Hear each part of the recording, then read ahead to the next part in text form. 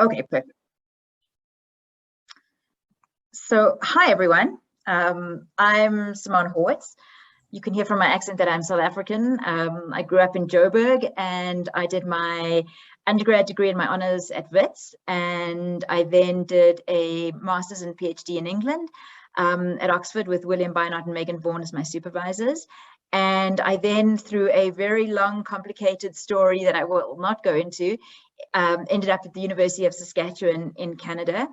And just to note, because we do this in Canada all the time, and I think it's really important, that the University of Saskatchewan is situated on Treaty 6 territory and the homeland of the Métis. These are the Indigenous people on whose land we are settlers, and the university is set. And whenever we are giving presentations or talking, we recognize that the land we were on is land that we settled, and I think that's important wherever you are. Right now, I'm in Clarence on holiday with my sister, but normally I'm in Johannesburg, and I am a research associate with the University of Johannesburg, and very excited to be with you and to be sharing a little bit about my work. So given that this is a reflections on methodology, I wanted to talk a little bit about oral history, because that's where most of my work has been rooted. And I'm going to start out by going over just a little bit of what my work is, and then give you a couple of stories that really talk about oral history in different ways. Plus, I'll explain what the stockings and coffee is all about. And then I really want to open it up. I plan to talk for about 20 minutes, I think. I should actually start my timer. And then I want to open it up to a conversation, because I'm really interested to hear what some of you are working on, and if you have any issues with oral history that you wanted to discuss or ideas that you wanted to share. So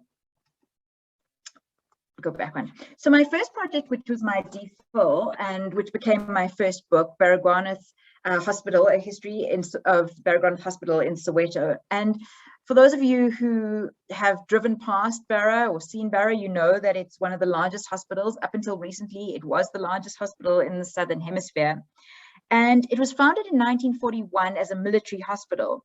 My book covers the founding of the hospital up to 1990, which is the period of desegregation. And it looks at how this huge, and you can see from the picture in the middle, which is the aerial shot of Baragwanath from the 1950s, how just huge the hospital was. And it's about how this huge, understaffed, underfunded, totally chaotic institution not only survived, but in many ways thrived within the apartheid state, and how doctors and nurses were able to work within the apartheid state and navigate through the apartheid state in order to bring the best care that they could to their patients. Now, when I started to do this research, my idea was that I was going to look at the place of Baragwanath Hospital within how people in Soweto and how the patients saw the hospital. And I didn't get ethics approval either from the South African Department of Health or Oxford University to interview patients. And part of me thought, oh my God, my life is over, because I can't do my thesis. And part of me thought, well, what could I do? And I did get ethics approval to interview doctors and nurses. And it turned out to be one of the most fascinating things and kind of a blessing in disguise. Now, a lot of the Baragwanath records have been destroyed, partly because there was no space to keep records, and so a lot of them were destroyed, but a lot of them were also destroyed by the apartheid state towards the end of apartheid. And so there were very few records for a hospital that is this size and this important. And so much of my work then relied on the oral histories that I did with the doctors and the nurses. And so I'll talk a little bit about the oral history specifically in more detail in a few minutes. But a big part of what my book shows is the two sides of Baragwanath Hospital, which are really brought to the fore in these two series of photographs. In the 1980s, most of you weren't around in the 1980s, so don't remember the separation of the twins Mpo and Mpinyana, who you see here, who were joined at the head. But for anybody who was, you'll remember that not only was this such a huge issue in South Africa, but it catapulted South Africa into the international media. The South African government loved the story. It was a story where the apartheid state could say to the rest of the world, look at us. we can do these world-class operations. And not only can we do these world-class operations, but we can do them at a hospital for our Black patients.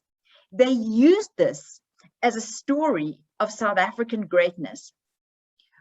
What didn't come to the fore until I really started to interview and to get under this was exactly what that meant for the doctors and nurses who took part in this operation. What those stories that hit the world headlines don't tell you is that a ward was taken away from other patients at Bara, was totally painted and redone so that the media would see a very different side of Bara than what normal patients came across. How many doctors and nurses were taken away from other wards? What was going on just 2 wards over from where Mpo and Mpinyana were in their what became very much first world private hospital care was the picture that you see on the right of your screen. What Bara called the bunk beds.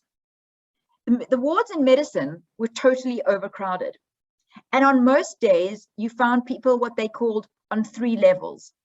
Patients sleeping on the floor, patients sleeping on mattresses under the beds, and patients on the beds, and nurses trying to work between these patients. It was this kind of internal understanding of what Bara was about that I really focused on. But in doing so, I also got to know the nurses and the doctors in a different way, and specifically the nurses. And the one thing I've been very interested in all my work is around understanding not only the gendered notions of care, but taking nurses and trying to understand nurses not only for their care labor, but also for their medical interventions. That so often we see the gendered nature of nursing and we think about nurses as being the care workers. But what I'm also interested in is what they brought to medicine and to clinical developments. One of the other things that was really interesting amongst the Bara nurses was why nurses came into nursing. And this came out very clearly in the oral interviews. But one thing that they really focused on was about the nursing uniform and how proud they were to wear the nurse's uniform. And again, I'll get back to the idea of nurse's uniform a little bit later and talk a little bit more about stockings. And so the nurses and the doctors formed a very big part of my research onto Bara, why they did what they did, who they were, trying to understand their characters, and then how that translated into their care work. The project that I did a couple of other smaller projects in the meantime, one looking at the notions of apartheid and the link between Canada and South Africa and notions of race and apartheid. And then I moved on to the project that I'm finishing up at the moment, which is on a history of kidney transplantation in South Africa. And you might ask, well, why kidneys? And reason is multifold. And one of them was, whenever I talk about being overseas, whenever I talk about doing history of medicine in South Africa, the only thing people tend to know about is Chris Barnard and the heart transplant. And I was really sick of hearing about Chris Barnard and the heart transplant. And because I'm a Witzy at heart and because I'm based in Johannesburg, the first kidney transplant was done by this team of all men that you see here on the right at Wits in 1966. But I was interested in more than just the first and the great and the good. I was interested in the kinds of research that these people did. I was interested in the kinds of care that the nurses brought. And I was interested in the way in which, again, this elite operation that was performed by white men on mostly white patients, again, in the context where Black South Africans were excluded from almost all but the basic health care. Why kidney transplantation got so much funding from the South African government, and why, again, this was seen as one of these elite procedures. Look how well we've done, and look how well South Africa is able to do. And this became a really interesting story. Again, my focus was not only on the doctors, but also on the nurses. And a paper that I've just finished now is specifically looking at this cohort of nurses and their contribution, not to the care work again, but to the medical clinical contributions. And through looking at some of their personal papers, but mostly through interviews with these nurses, I was able to discover so much of the actual work that they did in increasing patient survival, the work that these nurses did on changing the ways in which dialysis was run, the work that these nurses did on changing the way in which patients were given their medicine, the work which these nurses did on changing the very layout of the ward, the work that these nurses did on how blood was drawn and how things were organized, had a fundamental impact on the outcomes. And yet, if you read the research papers from this period, the nurses are almost never mentioned. And yet, without their interventions, not only their care work, but their clinical interventions, those research, those outcomes that South Africa is so proud of, that those doctors are so proud of to say we had the best results in the world, or we had equal results to the rest of the world, without those interventions from the nurses, those results would never have been possible. And much of what I've done and discovered is based on oral history. Now, I know most of you know this, but I just wanted to have a brief look at, we talk about the difference between interviews, oral histories, traditions, and I think what I've discovered over and over again in my work is that if I go in and I ask nurses about their contribution to Baragwanath, or I specifically focus on very specific questions, I lose out on much of the information.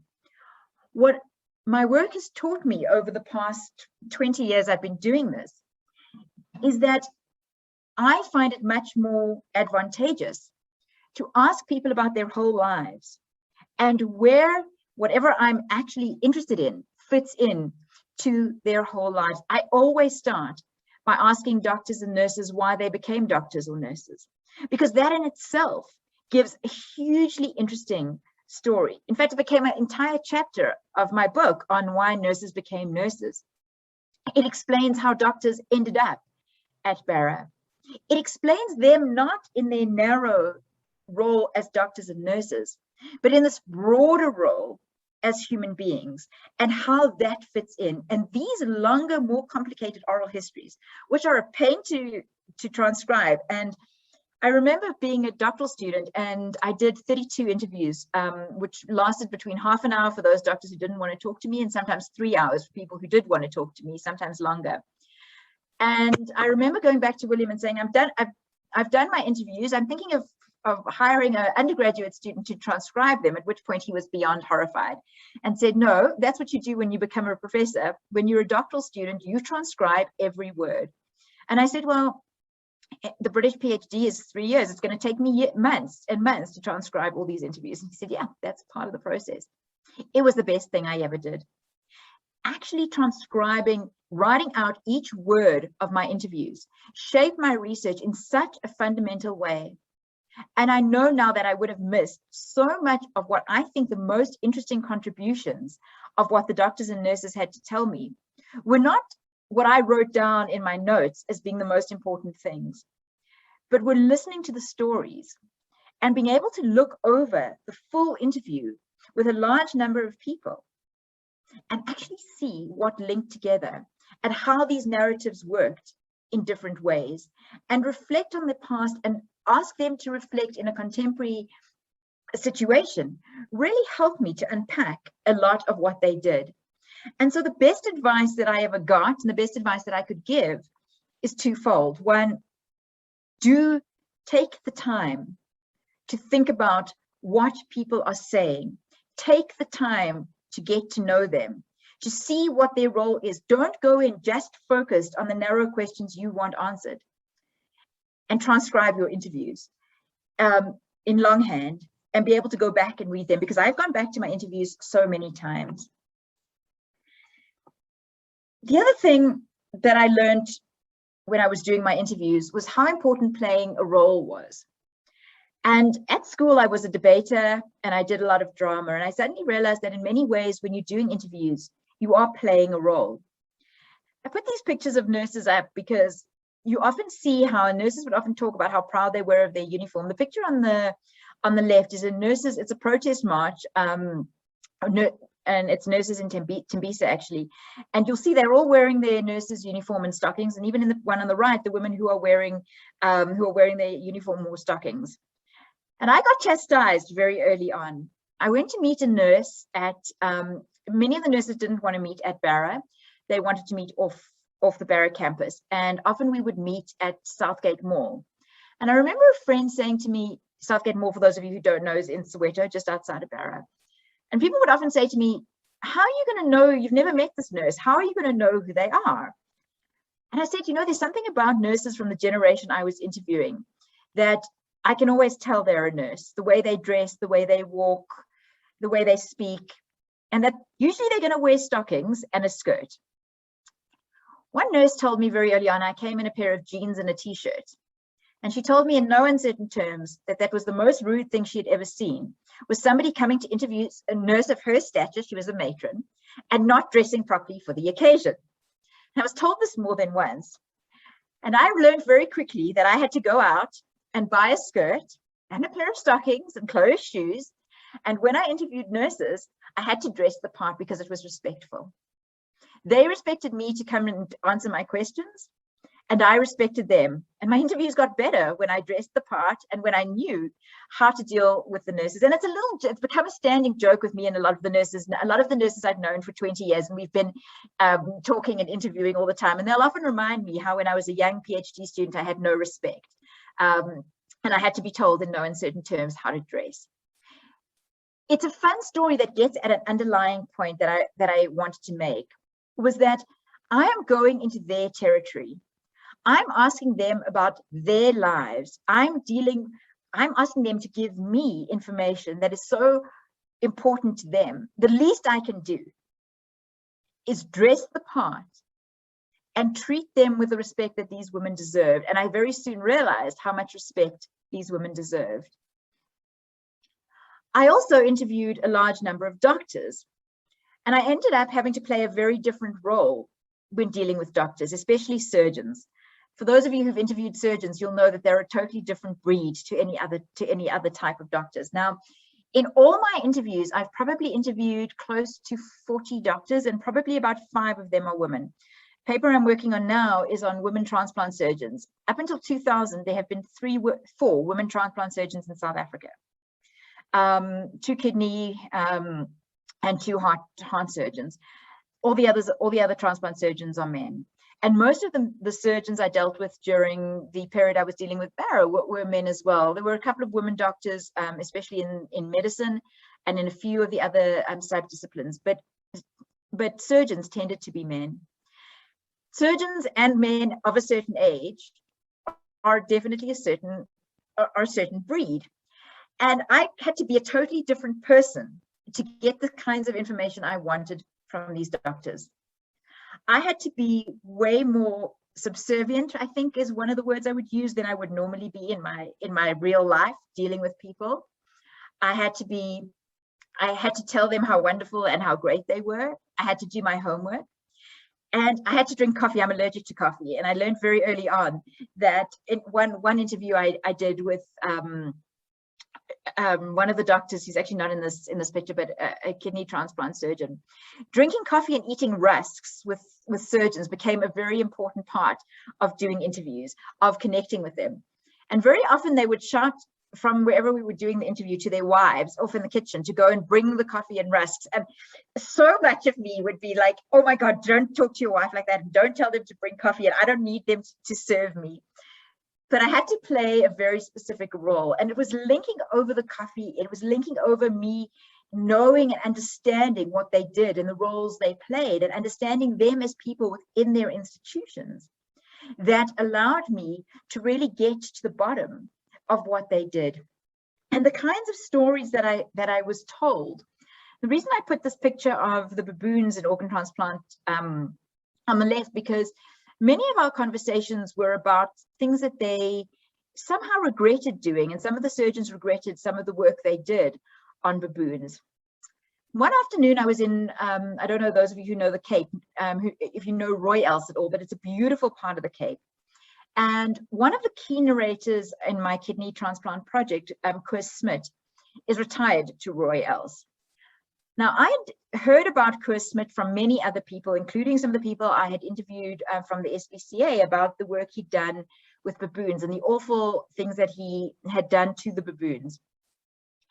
And there I was, sitting drinking my coffee in Royals, or pretending to drink my coffee, looking over a baboon sanctuary. And one of the most interesting things I found was that Chris Smith and his wife retired to a baboon sanctuary.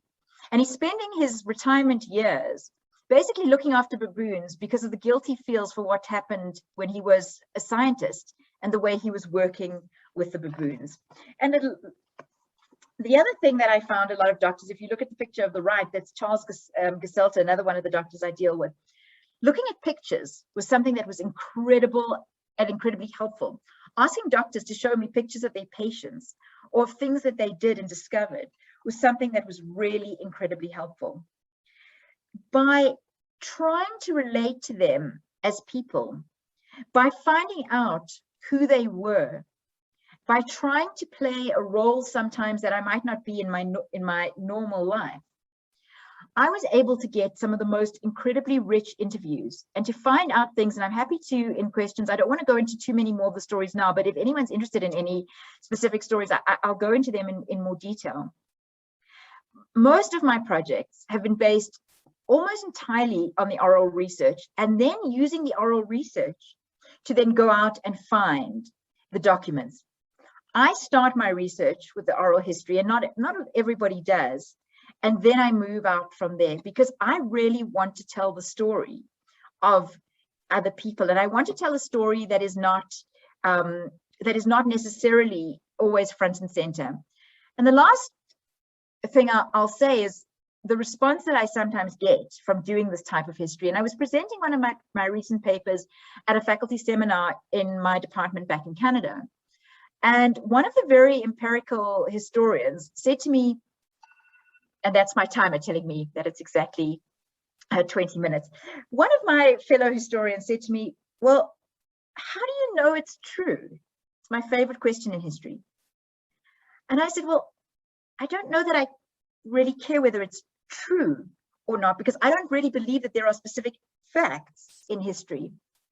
My history is telling a different story.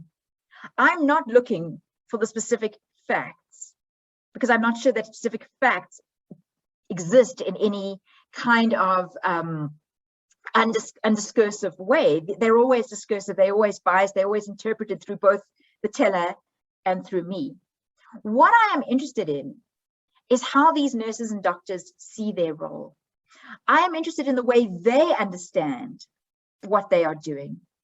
I'm interested in critically analyzing how they understand it. I'm interested in looking at the different intersections between what they say and what the written documents say, between what different people say and how those things fit together. The story I want to tell is not a story about this happened and this happened and this happened and these are the facts. There's Wikipedia for that and Google. The story I want to tell is a much more personal underlying story. What motivates people? How do they understand their role in history and what they've done? And then what can that tell us about the past? And what can that tell us about the present? And how do these things interact? And to me, there's no greater way to answer those questions than actually sitting down with somebody, having a cup of coffee, wearing your stockings, and talking about their lives. And I'm really glad now to be able to talk to you about some of the things that you're interested in, or some of the things you would like to ask me.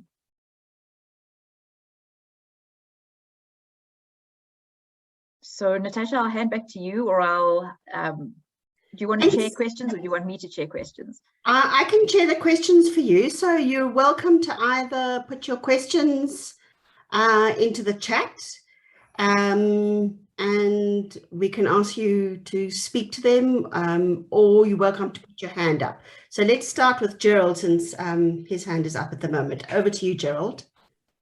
Thank you, Natasha. Thank you, Simonne. That was wonderful. I am not an oral history practitioner, but I sometimes have to teach it. So I'm asking this also for the sake of my students, because this is something that they often pick up on. And so I want to ask you about your experience of language in oral interviews. So when you interview these nurses, did you interview them in English, or did you interview them in their own mother tongue? And if so, if the latter, if you have experience of that, do you use an interpreter, and how does that affect the dynamics of the conversation? And I'll tell you why this is on my mind, because earlier this year, you are no doubt familiar with this recent book by Howard Phillips, in which he published interviews that he used for his big book on the 1918 flu pandemic. And you can absolutely see in the transcripts how it differs when he used an interpreter in the Eastern Cape, those people that he interviewed there. And it is so fascinating. You can also instantly see when the interpreter is paraphrasing or directly interpreting, simultaneous interpretation, as they call it. And I'm very curious if you have done this sort of thing, if you have experience of using an interpreter and doing it in different languages. How do you deal with that when you are later on using the information? How do you kind of make up for that, shall we say, that lurch, or that kind of something that you are missing with not being able to talk to the person directly? I'm sorry if this is a bit rambling, but it's really intriguing. No, it is a really interesting question. I did both. Interestingly, that most of the nurses have, when I ask them, have wanted to do their interviews in English. And there's a lot of that has got to do with nurses' personalities and where they see themselves and how they see education. But those that I did do in one of their mother tongues, I did two different things. I did have an interpreter with me, but I also recorded the interview. And I used the interpreter with me, who almost always was paraphrasing, to understand quickly what was going on and then communicate. I then got another person who spoke in the mother tongue to record to transcribe the full interview for me, and to and this was mostly when I was a professor and could pay someone to do it. And so I think that, and I could see the difference between what my interpreter had told me during the interview, and then longhand somebody else listening to the interview and actually transcribing it. And I got a much richer set of answers from the latter, from the full transcription. But we couldn't have done the interview. The interview wouldn't have flowed if the interpreter had have been translating word by word in the moment, because what was happening was sometimes the nurses were getting irritable because they were saying something, they wanted to move on, and the translator was translating. So that's my fallback position now, is that I use both an interpreter to kind of get through the interview at the time, but then I get somebody who speaks the language to fully transcribe the interviews afterwards. And I've done it with many of the doctors in my kidney transplant cohort were much more fluent in Afrikaans, and my Afrikaans is okay, but not good enough to conduct a full interview. And I did the same with those doctors. If they felt better speaking in Afrikaans, sometimes I could understand enough to be able to respond, but often I had an interpreter with me who responded and helped me translate questions and certain words, and then we went back and listened to the full interview again and got the nuance from it. Maybe not the best answer for students, but I found that that was what worked for me. That was fascinating. Thank you very much.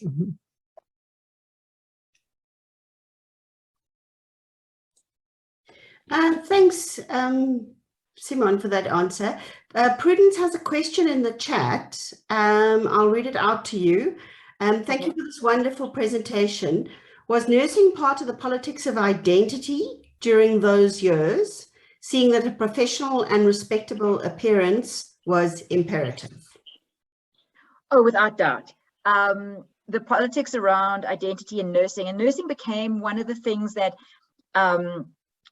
it was seen as one of the good jobs, right? So, but first of all, from the 1940s, the only two jobs that were really available to women to be able to have professions were teaching and nursing. And what was very interesting was how many of my nurses stressed that nursing was more scientific than teaching. And the reason a lot of people chose nursing over teaching was not what some of them said they were called to healing, etc., but a lot of them said that the fact that it was linked to science, the fact that it was linked to medicine made them, it was a step up from teaching, because it was linked to professionalization, it was linked to medicine, it was linked to science. That was really important. The idea of appearance, what nurses did in their spare time. Who knew that in the 1940s and 50s, ballroom dancing was one of the main things that nurses did in their spare time? Again, it was about comportment, it was about dress, the politics of walking through the streets. Nurses spoke in the most, just hearing them talk about what it was like to walk in the 40s and 50s in your white nurse's uniform through the street, and the pride that they got from that was incredible. And that links back to the whole idea of there was me. They were these proud nurses who looked and spoke, and there was me in my jeans, right? That they saw this as such an important part of who they were. And what was really interesting is also the generational difference, that many of the nurses who are now in their 70s and 80s complain bitterly about today's nurses. And they complain about them not being professional, that they're not the same caliber of nurses. That they say that in their day, the best students went into nursing. The brightest students went into nursing, and now they say it's the other way around. It's students who can't do anything else. And so for these nurses, being a nurse was a fundamental part of identity. But what was also interesting is how many of those nurses were involved in the struggle. If you think about how many of the women in the ANC Women's League were nurses, or Winnie Mandela was a social worker, but Adelaide Tambo, Mama Sisulu, they were all nurses. In fact, a lot of them met their partners doing nursing. Nurses were so important in so many aspects and walks of life, and so many parts of the struggle. Nurses who were involved in some of the nurses' strikes were people who were seen as having really important roles to play in society, and were women who often were overlooked, I think, in telling the history. And that's one of the stories I really did want to tell, both in the Barra story, but also in the story of the kidney transplants, is the politics of identity, the politics of nursing, and just what kind of contribution these nurses make, that I think is important. So I hope that answers your question. If it doesn't, come back to me and maybe ask again. Thanks, Simonne. There's a question from Tembisa. I know she's struggling with bandwidth in, deepest, darkest America. So she says, can you say something about how you asked questions that might have been more sensitive and difficult? Or what kinds of questions would have been tricky in the kind of medical history that you do? It's a very good point. And one of the things that I never really figured out was that's one of the things that I never really figured out. For example, or that I'm getting better at now that I wasn't so good at when I did my Barra. I knew that many of the doctors at Barra were doing experiments on patients at Barra, basically experiments, that basically they were not getting ethics permission. They were doing operations at Barra that they could get away with because it was white doctors on black bodies, that they could get away with because there was limited oversight, that they could get away with because they were working there. And I knew a lot of this because I'd read their articles. And if you read articles, for those people who are doing medical history, very often we shy away from reading the medical articles. And I realized early on that that was a big problem, that I needed to read the articles that these doctors had written, because I needed to understand what they were doing. Even though I didn't understand often all the deep medicine, I could understand if I looked at it as a historian, if I looked at what their patient body was, if I looked at where they did their research, if I looked at how many patients they operated on, if I looked at the dates, if I looked at the times, if I looked at how they made up their samples. This gave me a huge insight into what they were doing. And I would then try to question them on that, because I could see some of the underlying currencies and tendencies that were happening. When I was doing my Barra work, I really was convinced that these doctors would want to have some sort of catharsis. I interviewed them in 2000 and I think 2004, 5, 6, I worked at Barra. And I was really convinced that, having gone through the WITS TRC and the TRC, that many of these doctors would now want to start actually talking about what they did but they didn't. And some of them I was able to get under a little bit by doing my background work and knowing what they were doing, and then speaking to them more specifically about it and about these questions around ethics. But I really don't think that I was strong enough as a student, maybe, or strong enough in myself or in my ideas to question or to push the questions too far, because I didn't feel confident in myself. Now on my kidney transplant work, I've been a little bit more confident, but the problem is I also don't want to alienate these doctors, because I need them to talk to me, and I need them to, when they read the interviews that I then send back. Oh, that's the other thing, just as an aside, all the ethics, I don't know about in South Africa now, but all the ethics approvals in Canada say to you, do your interview, do your transcript, send it to the doctors, and then get it back. 36 interviews I sent out, I have 4 back. And I've emailed and I've tried to get hold of them, and eventually I never do. So do the right thing. But if somebody else knows how to get doctors to reply and actually read the interviews afterwards, I'm all ears, because I clearly can't do that. I've been better now to ask the tricky questions. The tricky questions more have been with nurses, were more open with me than doctors were. Doctors, some of them, I've been able to push the boundaries a little bit by saying, you know, I've read these articles of yours. They're always impressed when you've read their articles. And I see that you did these operations, and I know that you did some of this research on animals. How do you feel about it? You know, how do you feel about it now? And I try very hard not to make value judgments, which is very hard for me sometimes as a human being, who I am. But I try to separate that, use my drama skills when I'm in the interview, and try to let them and try to think about what I said at the end of my little talk, was that I'm not as interested in judging them, but I want to know why they did what they did. How did they feel about doing it? And if I try to focus on that and try to understand what they're getting at, sometimes I'm able to get at more specific work. And I also find myself sometimes getting irritable and having to take a deep breath. I was irritated with all 3 of the women surgeons that I interviewed, because I wanted them to talk about gender. I wanted them to talk about what it was like to be a woman doctor. And I was totally convinced that they were suffering from gender discrimination in one way or another. And I kept pushing at the question, and they didn't, and they kept coming up with different answers. And eventually I had to say to myself, okay, are you trying to do the interview, or you're actually listening to what they're saying? Because part of what is so interesting about the paper I'm writing now is about what the women actually saw as their role as women, not what I thought their role as women was and how they were subservient to the male surgeons, but how they saw it. And yes, I'm commenting on some of what might be a false consciousness and what might be a way in which they were interpreting gender in different ways. But I think what is so valuable is to step back from those hard questions and to actually listen to what people are saying. Do I get at everything? No. Was I ever able to prove, or either from an oral interview or from anything, the suspicions I had about the experimentation? No. And I skirted around it in my book. And I'm sorry about that. I wanted to be able to prove it, but I couldn't.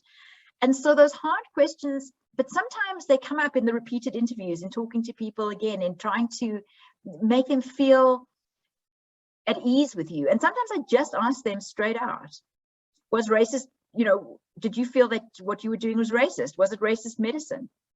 And sometimes you're surprised by the answer. And sometimes that gave them the opportunity to reflect. So I don't have all the answers, and I know that I still have a lot to learn.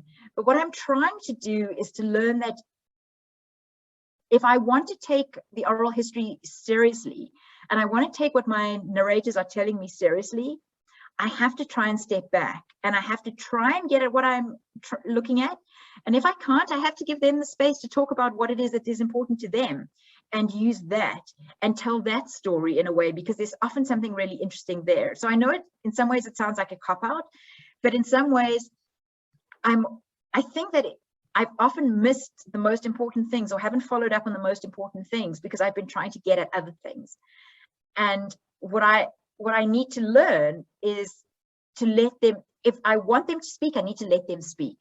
And I need to be able to pick up on that and change on the fly and think about it and ask those questions.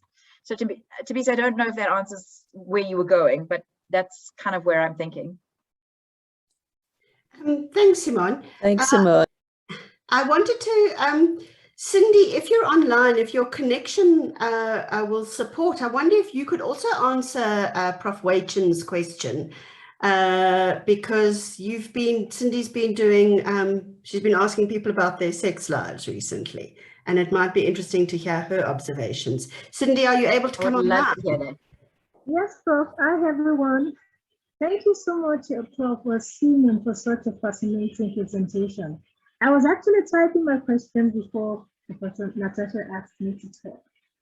Yes, when I listened to your presentation and it feeds into what I experienced during my interview. I had my field work in Nigeria, and it's such a sensitive investigation talking about contraceptives. Yes, the things that you experience in the field is quite different when you read the book. And when you try to put down the experience of people, reflections of the past, they tend to talk in such a way that they bring down everything that they've gone through in their lives. You spoke about asking questions about the entire life, and from there you can craft out the things that you want to write in your work. Yes, it does work that way most of the time, because when you're conducting a sensitive research, sometimes you don't want to ask certain questions.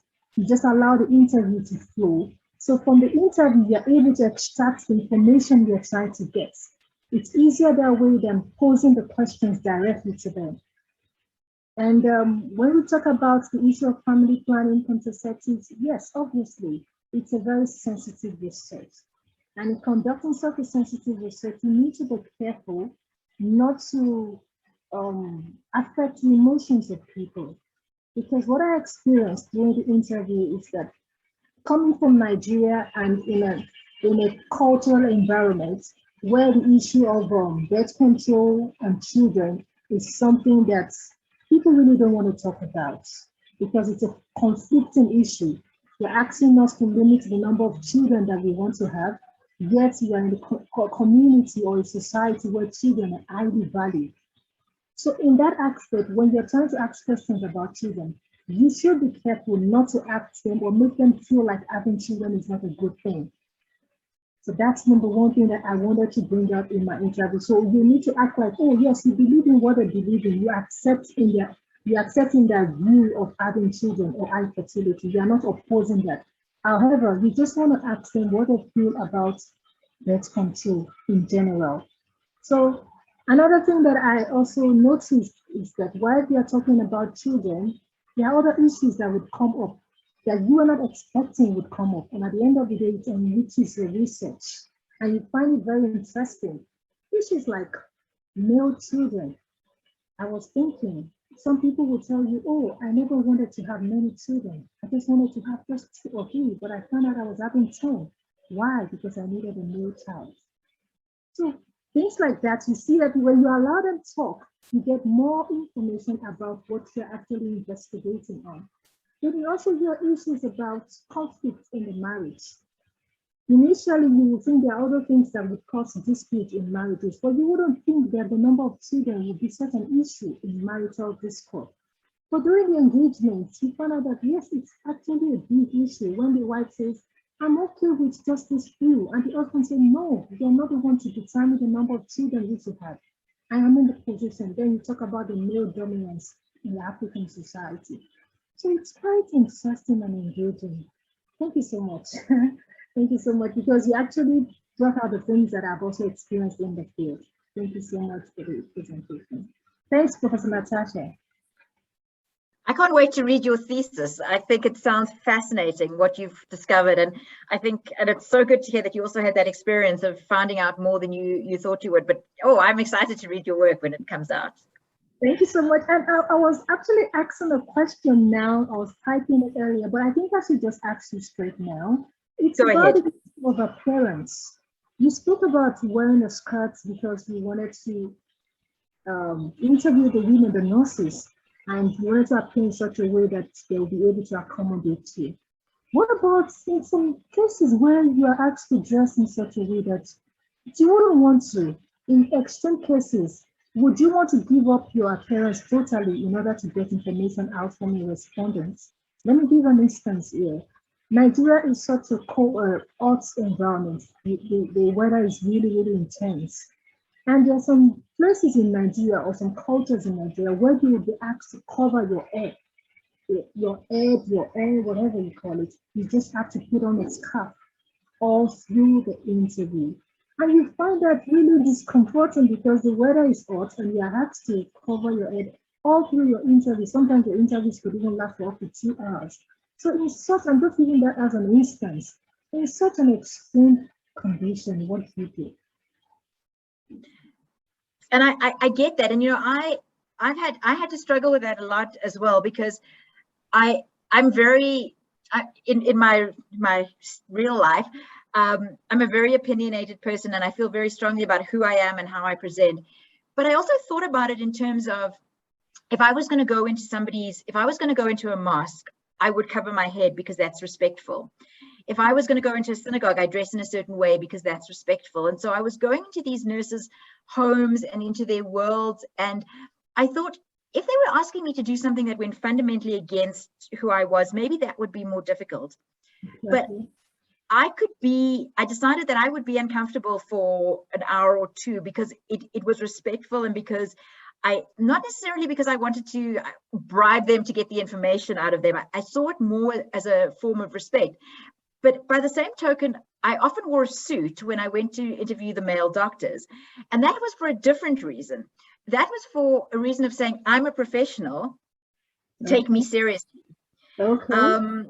It was don't treat me as a young kid, especially when I was, you know, if another male doctor says to me, you know, I'm in my 40s now, I'm an associate professor. And if another male doctor says to me, oh, you're too young to even have a PhD or some such thing, you know, I want to scream. And that's not a good screaming and telling them, actually, I do have a PhD is not really the best way to start an interview. And so I found that I dress in a suit because I want to prove that I am actually a professional. So I think we play with these identities all the time, and we play with how we present ourselves. But I do think that respect is the most important thing. And so even if I was uncomfortable, I think I would cover my head if that was what was done there, because I think it's also a barrier that I don't want to set up. And I know, for example, when I am in Canada and we're dealing with First Nations people, there's specific protocols that you have to follow that I don't always necessarily feel comfortable with. But I also realize that they are giving me their time and that I need to show respect to them in return. But I'm not sure that I always have the answer right. I think these things are very personal, and I think we all have to weigh up who we are with what we're doing, and then come up with something that we feel comfortable with. But I would never go against something that, if I felt something was really against what I believed, I felt uncomfortable in the situation. There's one doctor that I was literally with for 15 minutes and I felt very uncomfortable in the situation, and I left, and I still am not sure whether I did the right thing. I really needed to know what he had to say, but I felt very personally uncomfortable and threatened in that situation. And I didn't stay, and I didn't do the interview, and I never will know what he would have told me. And he probably told some other people that he probably said some things about me, but I didn't feel personally comfortable. So I think that's the game we have to play. What are we comfortable with to show respect, and where do we draw the lines for ourselves? So again, it's only a sort of an answer. But yeah, that's how I feel. Okay. Pleasure. Thank you so much. Thank you. Thanks everyone. I think we've got time for one more question. And I know that Prof. Groenewald had another question to ask. Thanks, Natasha. Simonne, I want to ask you something about a broader historiography. I'm an outsider. I know very little about the history of medicine, but it strikes me, from a bird's eye view, that the history of nursing in South Africa has been fairly well studied, from the pioneering work of Sheila Marks, and subsequently there have been so many practitioners who've written on various aspects of the history of nursing. And I wonder if you could say why you think this is the case. Why is this subfield of the history of medicine, relatively speaking, so popular in South Africa? Is it something to do with that interesting point you made earlier of nurses being so involved in struggle politics? As I say, this is just a question from an outsider. It's something I'm curious about. Thank you. I think it's multifaceted. I think Schiller's book asked so many questions but didn't answer all of them, and I think that's something that, so myself, Anne Digby, Helen Sweet, all have picked up on very different parts of that book, plus a lot of newer scholars now who are also looking more specifically at nurses. But also the other thing that's really interesting about history of nursing is how many nurses have written history of nursing, and then how many historians are writing history of nursing to look at the way in which the nurses have written those histories. And I think part of it is the politics. I think part of it is the identity. I think part of it is because it's such an intersection of gender, of medicine, of politics, of identity, and I think all these things play out. And that if you're looking at a case study, and I think that, you know, we know a lot about, now we know a lot about missionary nurses, we know quite a lot about hospital nurses.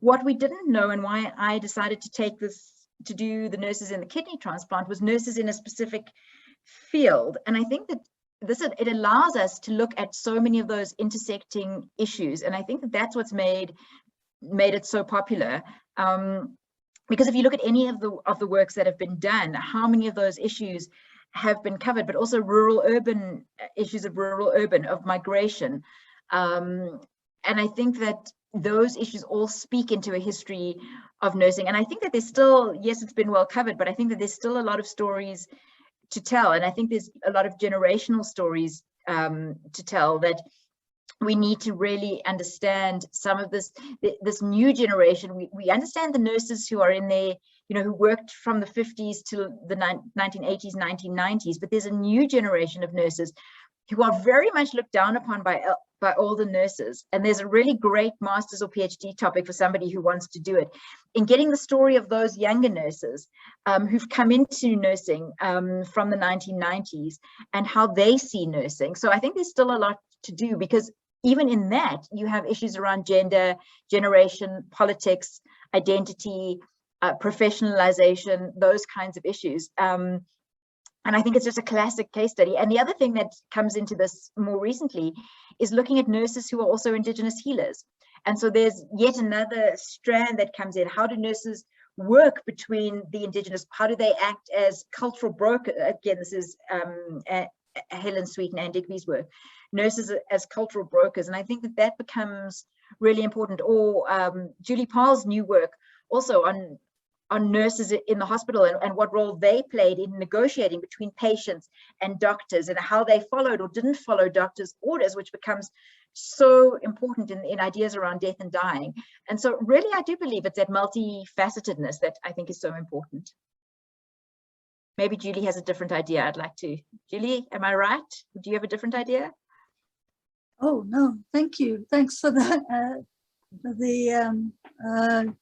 A mention of the stuff I'm working on, which you know, it's gestational yet, but I think it probably links to an earlier question from Tembisa's, if I may, about difficult questions. I think, and I think maybe there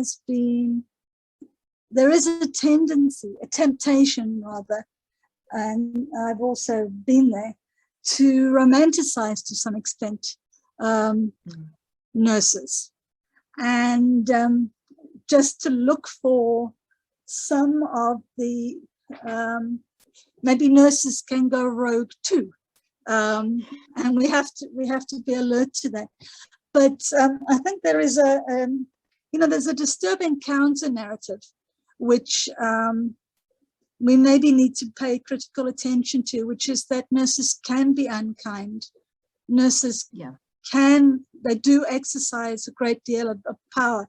And just as I'm sitting here, I'm thinking of Schiller's little known essay, because it's on psychiatric nursing, on the microphysics of power, which if anyone is interested in questions of gender, class and race in South Africa, I think yet again Schiller shows us, you know, where we should be thinking. But sorry, I'm rambling on a bit, but absolutely, nurses should always be counted. And I think Julie makes an important point, because my nurses, I do tend to have a slightly romanticized version of the nurses. I guess I did not, most of my nurses are, give a rose-tinted version, and I haven't been as critical as maybe I should be in some ways. But you do hear stories of horrific stories of nurses, especially people at Barra, and I couldn't really include a lot of this because I didn't have ethics approval, but if you speak to patients, especially patients in the maternity wards, their stories of how they were treated giving birth, especially young women or unmarried mothers, how they were treated in the maternity wards is by nurses themselves, and the morality that nurses were putting onto them was very different. And so, yes, Julie, I think that's a really, really important point about not romanticizing nurses and taking them as full people all round is important. Thank you. Thanks, everyone. Thanks, Simonne. I'm about to wrap up. I also just want to come in with 2 points. Firstly, to follow on with that last point, I've read quite a bit of work on nurses in Cape Town hospitals in the maternity wards and the disrespect with which they treat patients, especially around, especially postpartum patients who've just given birth. This is contemporary work, but it reminds us also, and this is the other point that I want to make, that as historians, and I think your work shows us this as well, Simonne, we need to think about what's going on in other disciplines. There are a lot of students listening in today. Well, not so many now, but it's not, we don't only have to read the work of historians in order to contribute to what we're reading. And for those of you who are particularly interested in issues of oral interviews and data and how you process data, it's not a historical book whatsoever, and it's going to show you. It's called Cooking Data by someone called Crystal Biruk. I think she's a Canadian. And it's called Culture and Politics in an African Research World. It's about research surveys in Africa, particularly around collecting, some of it's around HIV data, and just the politics that go into collecting data. It's really interesting to read from a methodological point of view. And I'm just going to check the last message in the chat, and that was Gerald saying thank you, Julie. Simonne, I just wanted to thank you again today for giving up your time and the start of your weekend to chat to us, and thank you everyone for coming to listen today. Those of you who are not from the history department as well, it's appreciated, and we look forward to seeing you. There's one more of these journeys in history towards the end of the year. I think it's on about the 12th of November, but a notice will go out from the department. So thank you, everyone. I'm going to stop recording now.